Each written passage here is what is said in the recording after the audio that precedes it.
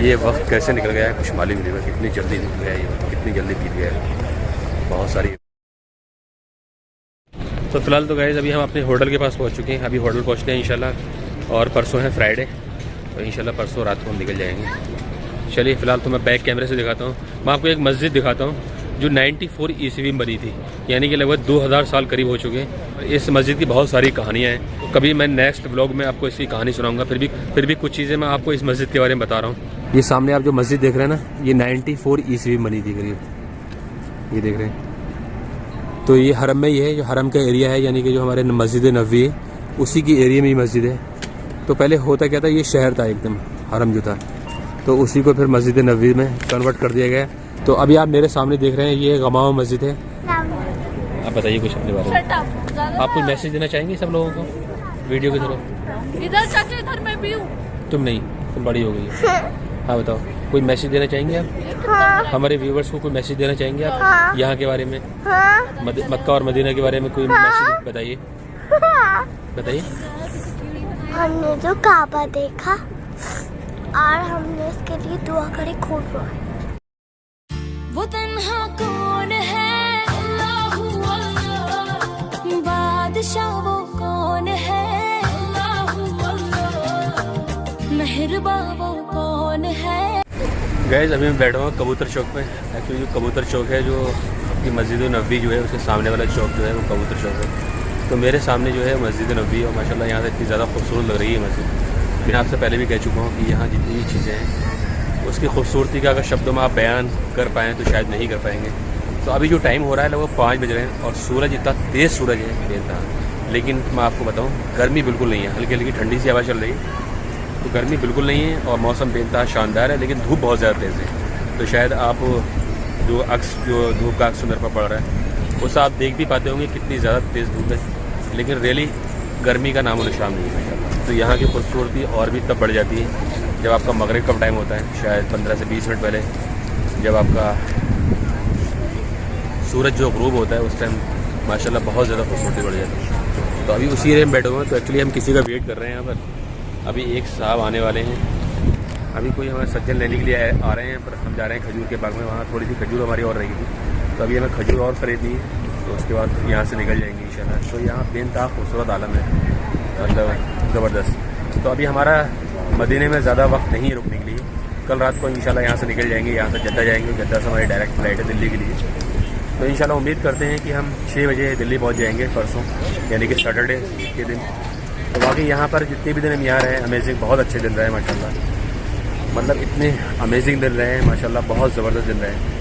तो मतलब महसूस ही नहीं हुआ कि हमने 20 से 25 दिन यहाँ हमने निकाल दिए, क्योंकि आपका ज़्यादातर जो वक्त होता है वो इबादतों में गुजरता है।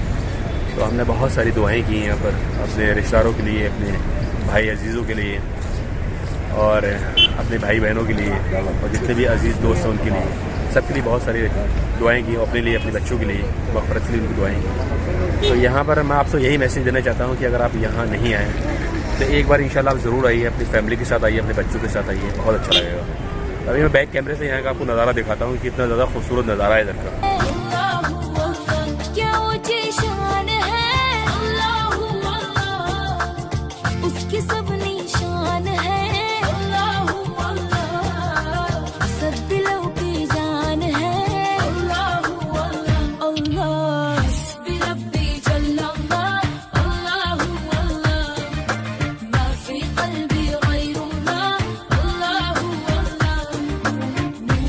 तो इंशाल्लाह जो मदीना जो है अभी 3 से 4 दिन के अंदर खाली हो जाएगा, क्योंकि अब जो यहाँ पर हज का प्रोग्राम स्टार्ट हो चुका है।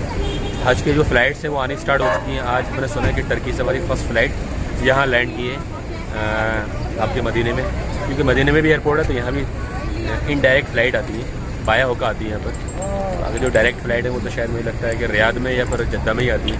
तो फ़िलहाल दोस्तों अभी हम चलते हैं अभी खजूर के बाग में, वहाँ कुछ खजूर और परचेस करनी है, उसके बाद इंशाल्लाह वापस आ जाएंगे। फिर थोड़ी और जो मार्केटिंग है वो करेंगे इंशाल्लाह।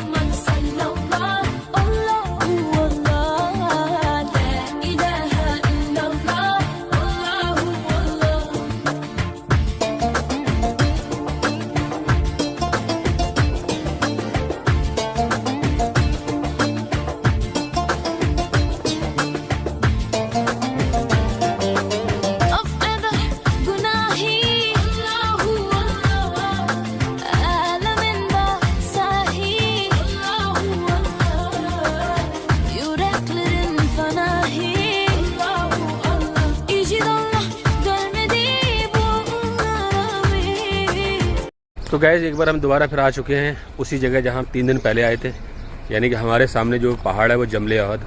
और इसकी ख़ास बात आपको मैंने बताई थी, रात में तो ये पहाड़ बिल्कुल सोने का लगता है। और इसके बारे में कहा जाता है ये है जमले अहद, यानी कि हुजूर सल्लल्लाहु अलैहि वसल्लम का पहाड़ है।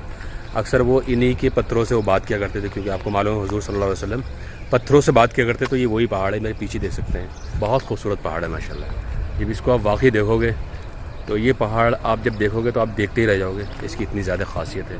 और जैसा ये है ये पहाड़ हू बहू ये आपको ऐसे ही मिलेगा जन्नत में। और हुजूर सल्लल्लाहु अलैहि वसल्लम ने वादा किया हुआ है कि क़यामत के दिन तो मेरे साथ होगा, यानी कि जो हश्र के मैदान में होगा तो मेरे साथ होगा। बहुत सारी कहानियाँ हैं, कभी आप इसके बारे में पढ़ना, नेट पर डालना इसके जमले अहद। तो यहीं पर नीचे जंग अहद भी है, जहाँ पर 70 सहाबा को शहीद कर दिया गया था। तो उसी में से एक उनके जो चाचा थे हमज़ा, वो भी उसमें शहीद हुए थे। और जब उनका जनाजा जा रहा था तो ये पहाड़ उस टाइम रो रहा था। तो हुजूर सल्लल्लाहु अलैहि वसल्लम जब पूछा इससे क्या वजह क्यों रो रहा है, तो उन्होंने कहा आप इनको यहीं दफनाओ, ताकि जब उनकी आप ज़ियारत करने के लिए आओ तो मैं आपको देख सकूं। तो जो उनके चाचा थे उनको उसके नीचे दफना दिया गया था, इस जो पहाड़ जो है इसी के नीचे। और सारे जितने भी सहाबा हैं वो भी यहीं पर दफन है। तो जब आप कभी आप मदीना आएंगे इंशाल्लाह, तो जो आपको ज़ियारत कराने ले जाते हैं तो यहाँ की ज़ियारत आपको ज़रूर कराएंगे और इसके बारे में बहुत सारी आपको खूबियाँ बताएंगे। तो चलिए फ़िलहाल तो चलते हैं अंदर और थोड़ा सा मैं आपको बैक कैमरे से दिखाता हूँ यहाँ का नज़ारा कितना ज़्यादा खूबसूरत है।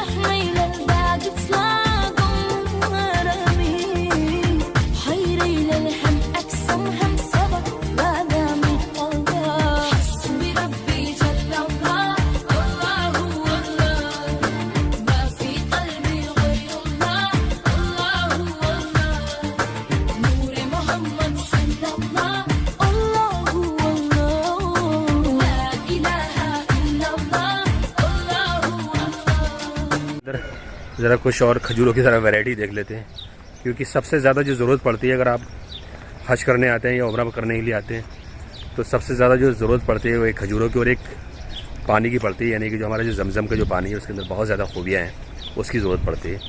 तो वो हम काफ़ी भारी मात्रा में ले जा रहे हैं, खजूरें भी काफ़ी ले जा रहे हैं।